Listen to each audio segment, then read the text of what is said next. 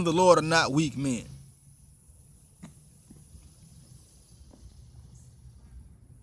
This is verse 16. And Samson said, with the jawbone of an ass, heaps upon heaps, with the jaw of an ass have I slain 1,000 men. You know, jawbone, like with this jawbone, I bust up 1,000 men, basically. I slew 1,000 men, heaps upon heaps. One man killed 1,000. The men of the Lord, the men of Israel, are not weak men, especially the men of the Lord.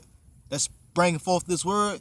Do not count Bibles, looking like fools out here on the highways and the byways. That is not a weakness. Do not count that as weakness, because the men of the Lord are not weak men.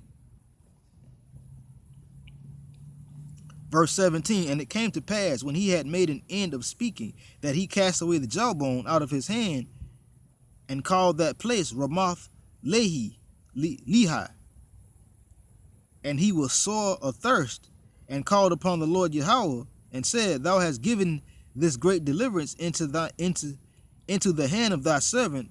Now shall I die for thirst, and fall into the hand of the uncircumcised. You know, he was thirsty after busting up all the men. And he was saying to the Heavenly Father, because he was so thirsty, he was like, now you have delivered these men into my hands. He says, now I shall die of thirst and fall into the hands of the uncircumcised. He was like, basically, like, I done beat up all these men, now I'm thirsty, and I'm going to die of thirst and end up in their hands. That's basically what he was saying. But, verse 19, but Yahweh clave a hollow place that was in the jar, and there came water thereout. And when he had drunk, the spirit came again. And he revived. Wherefore he called the name thereof En Hakor, which is in Lehi unto this day. You know, he was like, yo, and the Heavenly Father put a fountain there so he can get something to drink. And the spirit came within him. He was rejuvenated when he drank that water.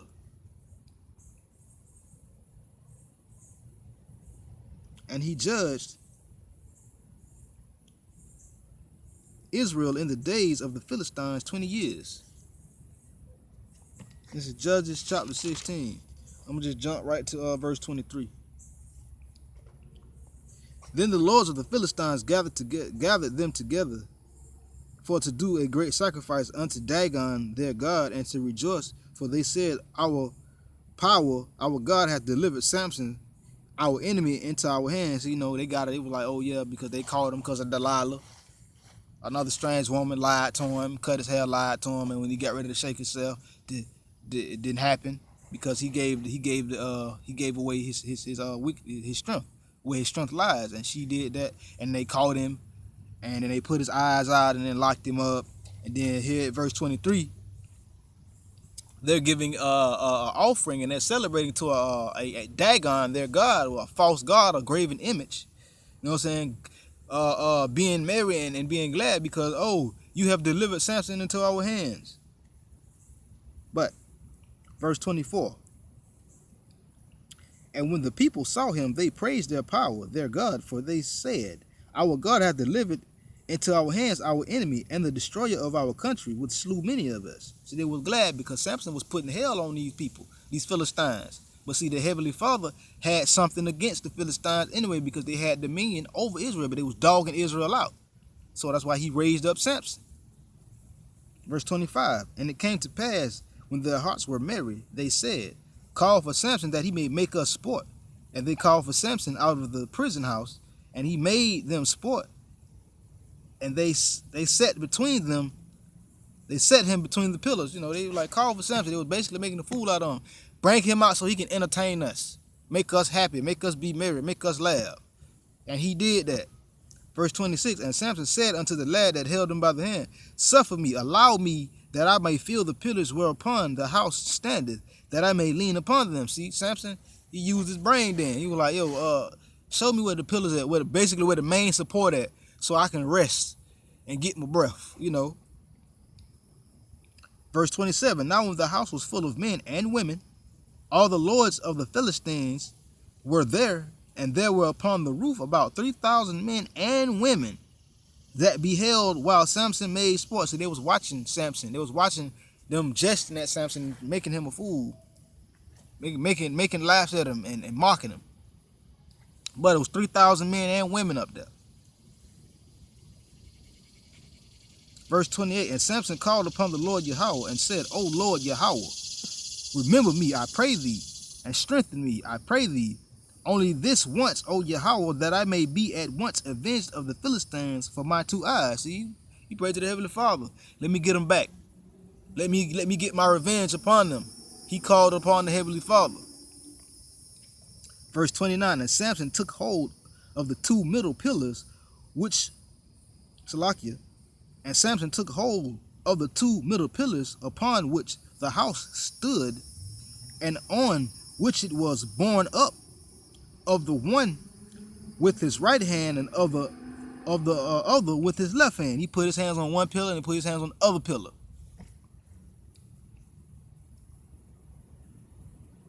And Samson said, let me die with the Philistines. And he bowed himself with all his might. And the house fell upon the lords and upon all the people that were slain. So the dead which he slew at his death were more than they which he slew in his life. He asked the Heavenly Father, and the Heavenly Father restored his strength back to him, and he pushed them pillars down and killed all 3,000 men and women there. Nobody escaped. Like in the movie, people got away, but no, in reality, they did not escape. And Samson, he died with the Philistines. But that was the Lord's will. Main point, the men of the Lord are not weak. Regardless of what you may think or what you may feel, the men of the Lord are not weak men. Now, you already know this is Samson, Salaki. This is Samuel, chapter 1.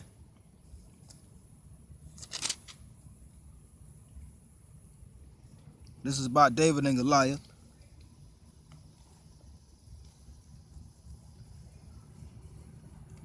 I'm gonna just get straight to the point though.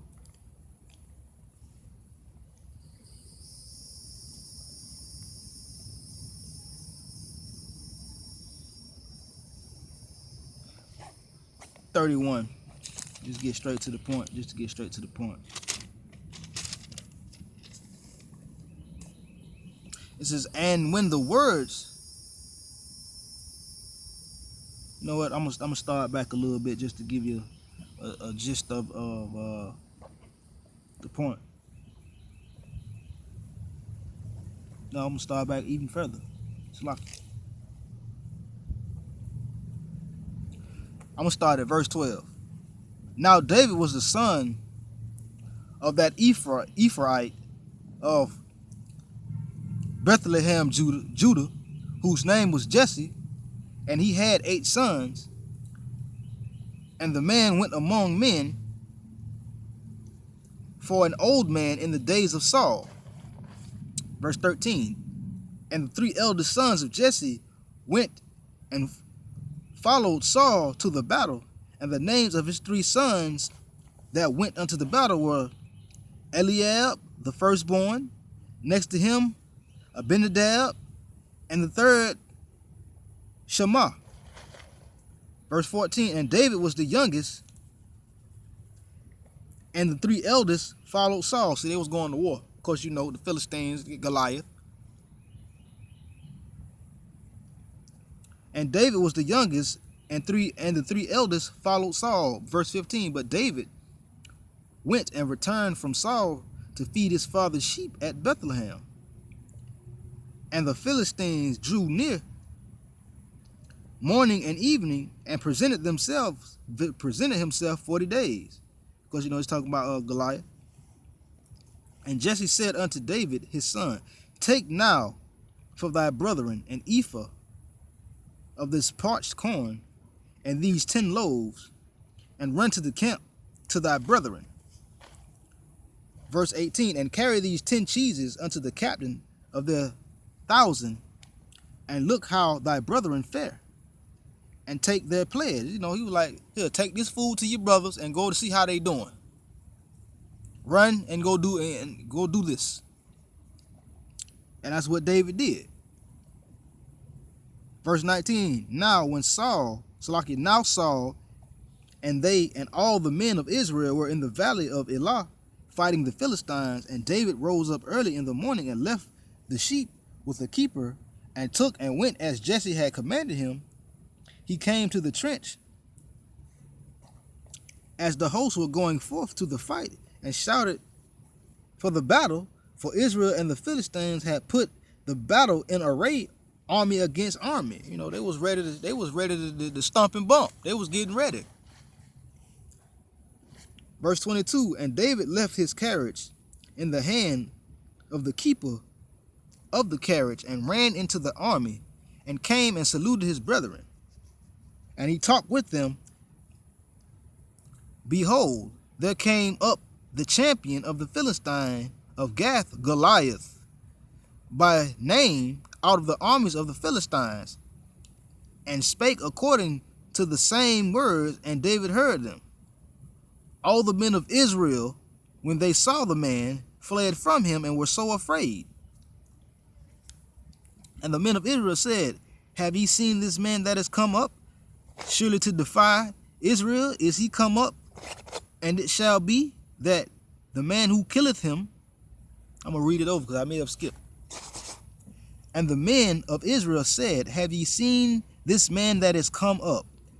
Surely to defy Israel is he come up. And it shall be that the man who killeth him, the king will enrich him with great riches, and will give him his daughter, and make his father's house free in Israel. You know, they was basically like, man, you don't see this dude, man? This dude huge. I know he finna put the whoop on us, man. Basically, just roughly, just using terminologies and knowledge that you can understand. Man, he finna beat us down. But it was like, but whoever kill him, the king gonna give you his daughter. The king gonna give you all this money. He gonna enrich you. He gonna give you these great riches. I mean, you gonna get paid. He's gonna give you his daughter. He's gonna make your father's house in Israel, make your father's house free in Israel. He gonna do good things for you. And David spake to them, and David spake to the men that stood by him, saying, what shall be done to this man that killeth the Philistine, and taketh away the reproach from Israel? They were like, what's gonna be done? What's gonna happen? For who is this uncircumcised Philistine, that he should defy the armies of the living power? David was like, man, who was this nigga, man?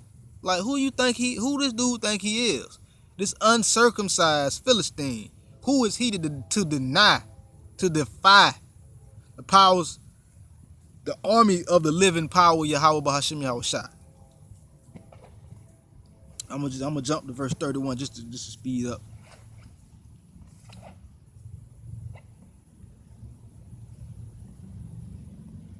I'm gonna jump down to verse 30.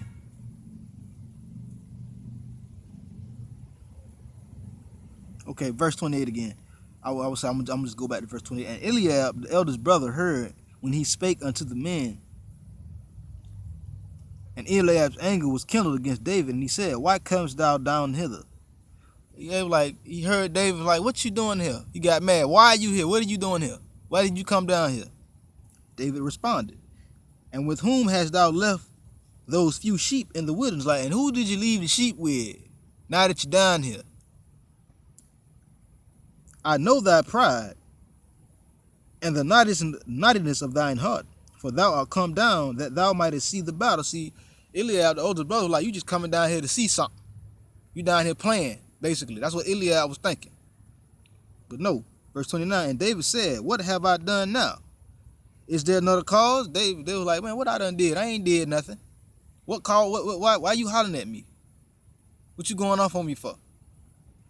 Verse 30, and he turned from him towards another and spake after the same manner. And the people answered him again after the former manner. And when the words were heard which David spake, they rehearsed them before Saul, and he sent for him. And David said unto Saul, let no man's heart fail because of him. Thy servant will go and fight with this Philistine. See, there it is right there. That's proof the men of the Lord are not weak. And David was a man of the Lord. He went on to do great things. And he was a boy right here. You know. He was like, Saul, don't worry about it. I'll go and fight him. I'll go and fade him. You know. I'll go and knuckle up with him. Verse 33. And Saul said unto David, Thou art not able to go against the Philistine to fight with him, for thou art but a youth, and he a man of war from his youth. You're like, man, you can't go against this man. This man been fighting since he was your age. He been fighting since a little boy. Verse 34. And David said unto Saul, Thy servant kept his father's sheep, and there came a lion and a bear, and took a lamb out of the flock. And I went out after him, and smote him, and delivered it out of his mouth. And he rose, and when he rose against me, I caught him by his beard, smote him, and slew him. But David just saying, well, look, man, there was a lion and a bear that took one of the sheep from my sheep herd. I went after that lion, delivered my sheep, and when the lion bowled up or got ready to do something, he took that same lion by the mane and killed that lion. That's basically what he's telling Saul right now. Verse 36. Thy servant slew both the lion and the bear, and this uncircumcised Philistine shall be as one of them, seeing he has defiled the armies of the living power. See? The men of the Lord are not weak men. David, as a young boy, killed a lion and a bear. Wild animals that are 10, 20 times stronger and faster than a man that walked this earth. David took them out with no problem.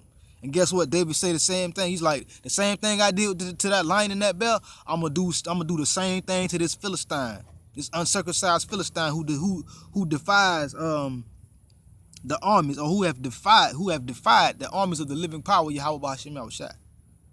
I'm gonna do the same thing I did to that lion and that bear. Verse 37.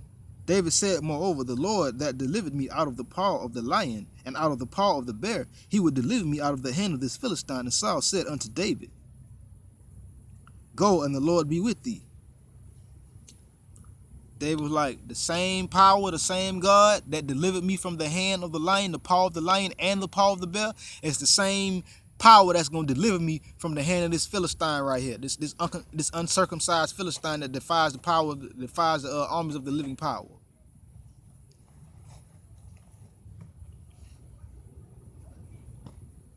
Verse 38. And Saul armed David with his armor, but he put a helmet of brass upon his head. Also he armed him with a coat of mail. He put armor on. He put a helmet on.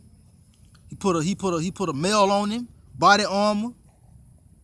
Verse 39, and girded his sword upon his armor, and he essayed to go, for he had not proved it. And David said unto Saul, I cannot go with these. Like, he put on all this armor. He was like, yo, man, I can't go with these. Right? 'Cause I ain't tested this stuff. I ain't proved it.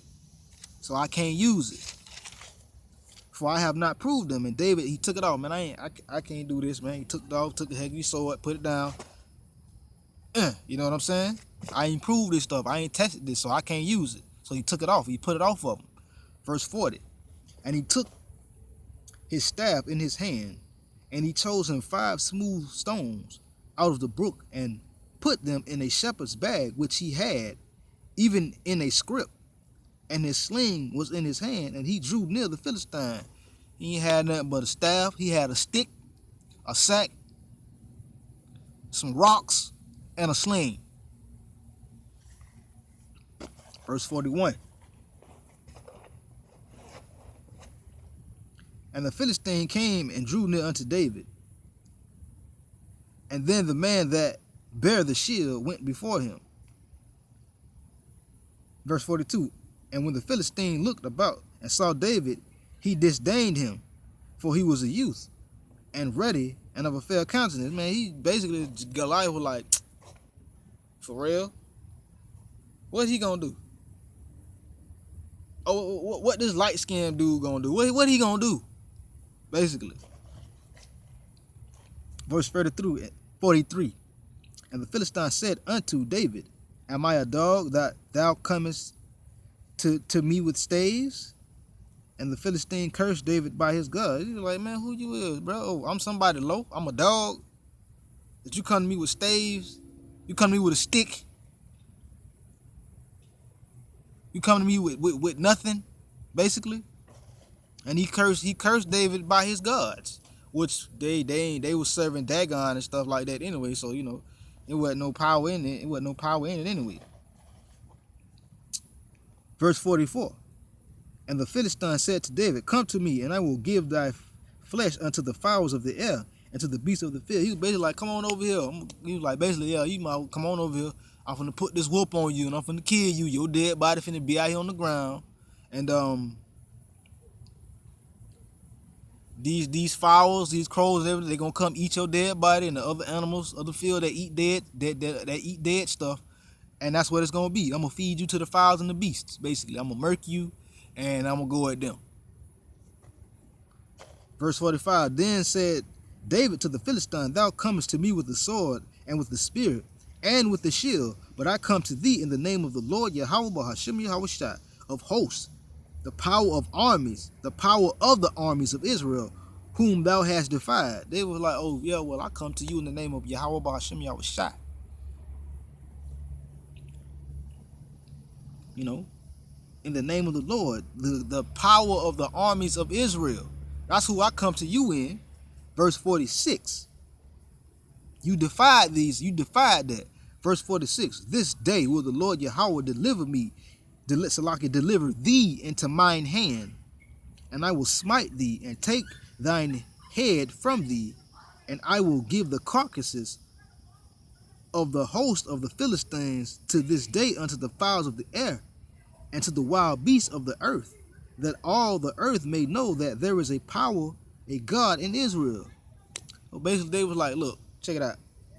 The Heavenly Father is going to deliver you into my hand. Basically, the Heavenly Father is going to give me the upper hand, and I'm going to murk you. I'm going to cut off your head, and your body is going to be to the beasts and the fowls of this place. And the earth is going to know that, all the earth is going to know that there is a power, there is a God in Israel.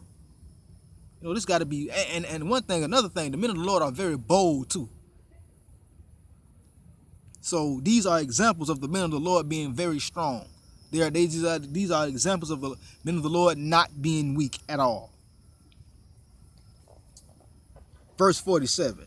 And all this assembly shall know that the Lord Yahweh saveth not with the sword and spear, for the battle is the Lord Yahweh's, and he will give you into our hands. See, you know what I'm saying? David was saying, you know, the Heavenly Father, he don't got to save me. He don't got to save with a sword and a spear. For the battle is the Lord's. He was telling Goliath right then, but the Heavenly Father controlling this battle. This battle is his, and you going down. Verse 48. And it came to pass that when the Philistines arose and came and drew nigh to meet David, that David hasted and ran towards the army to meet the Philistine. And David put his hand in his bag and took thence a stone and slang it, and smote the Philistine in his forehead, that the stone sunk into his forehead, and he fell upon his face to the earth. The Heavenly Father was guiding that rock. David had that sling, and he threw that rock. The Heavenly Father put his spirit on that rock and turned that rock into a super projectile, and it hit Goliath in the forehead, and it embedded in his brain. Basically, he caught a headshot, and it dropped him. Verse 50. And so David prevailed over the Philistine with a sling and with a stone, and smote the Philistine and slew him, but there was no sword in the hand of David. Therefore David ran and stood upon the Philistine, and took his sword and drew it out of the sheath thereof, and slew him and cut off his head therewith. And the Philistines saw their companion was dead, and they fled. The men of the Lord are not weak. Point blank period. The men of Israel are not weak men. Again, just because you see Bibles, just because you see us in these garments, us wearing mitris, we are not weak men. The men of the Lord of Yahweh Bahashim Yahushua are not weak. All these examples that I've been reading to you shows that the men of the Lord are not weak men.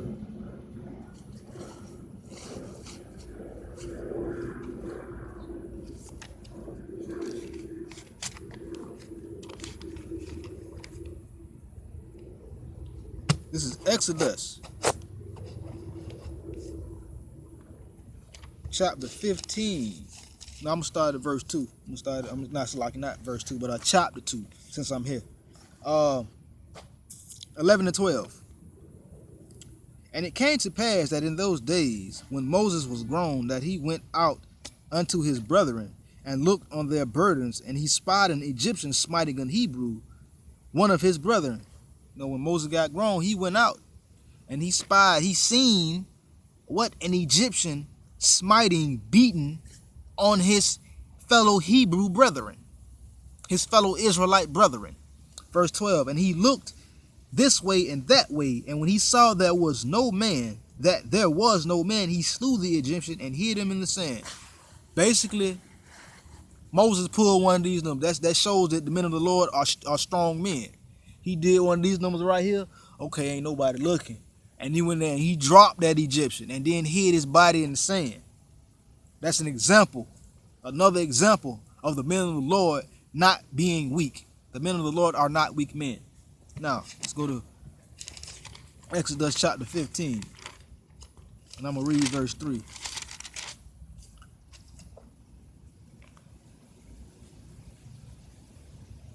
I'm going to start at verse 1 of Exodus chapter 15 just to complete the thought and the point. Then sang Moses and the children of Israel this song unto the Lord Yahweh, and spake, saying, I will sing unto the Lord Yahweh, for he has triumphed gloriously. The horse and his rider hath he thrown into the sea. Now this is, our people getting delivered. They was glad, yea. Because Pharaoh went after them, and Most High was like, nope. He drowned the fire of Pharaoh. Blubbered everybody that was chasing the children of Israel after Moses delivered them out. Verse 2. For the Lord Yahweh is my strength and song, and he has become my salvation. He is my power, my God, and I will prepare him a habitation, my father's power, and I will exalt him. See, they were singing praises unto Yahweh Bahashim Yahushua, the Heavenly Father. They were singing praises. Verse 3, my point. The Lord is a man of war, and the Lord is his name. So if the Heavenly Father is a man of war, that means his men that he lift up, that he raise up, are men of war as well.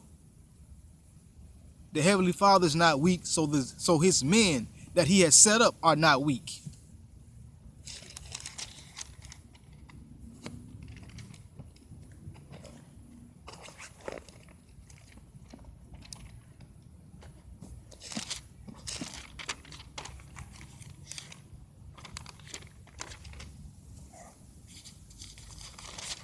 Salakia, bear with me.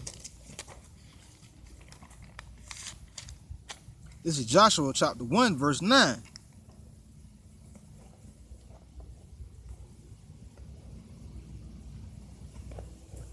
Have I not commanded thee, be strong and of a good courage? Neither be afraid.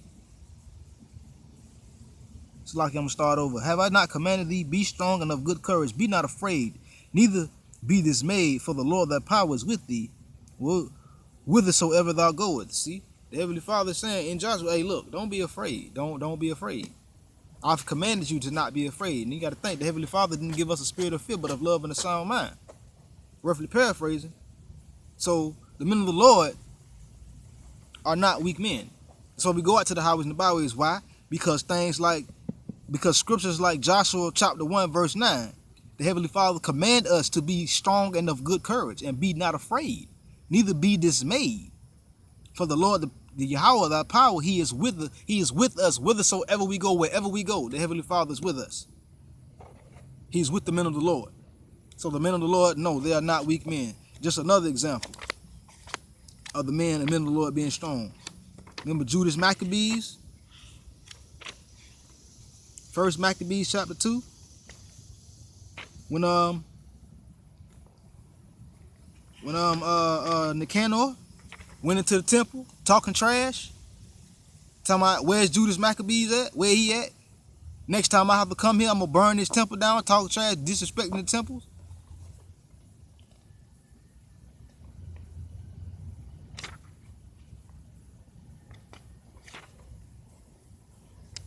I'm gonna find it real quick.